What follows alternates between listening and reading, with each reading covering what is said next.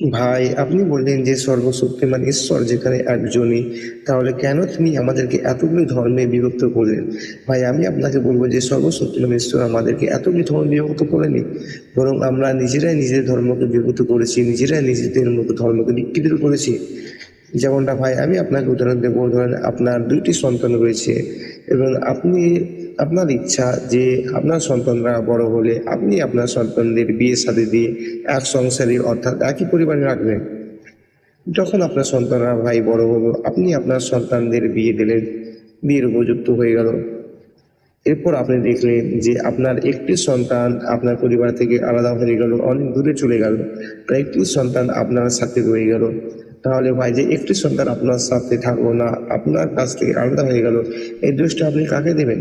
নিজেকে দেবেন না আপনার সন্তানকে দেবেন? আশা করি নিজেকে দেবেন না। ঠিক আল্লাহ রাব্বুল আলামিন মানুষকে তার ইচ্ছা শক্তি দান করেছিলেন এবং মানুষ তার ইচ্ছা অনুযায়ী চাইলে তার রবকে মানতে পারে, না মানতে পারে।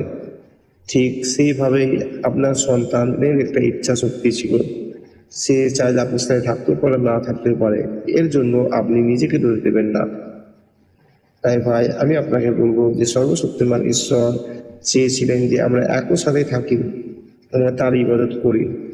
কিন্তু যেহেতু তিনি আমাদেরকে ইচ্ছা শক্তি দান করেছেন, আমরা চাইলে তাকে মানতে পারি, না মানতে পারি। আর সেই জন্য আমরা নিজেদের ইচ্ছা অনুযায়ী, নিজেদের ইচ্ছা শক্তি অনুযায়ী নিজের ধর্মকে আলাদা করে নিয়েছি, নিজেদের মতো নিজের জীবনকে পরিচালিত করছি। আশা করি ভাই আপনি উত্তরটা পেয়েছেন। আসসালামু আলাইকুম রহমতুল্লাহি ওয়া বারাকাতুহু।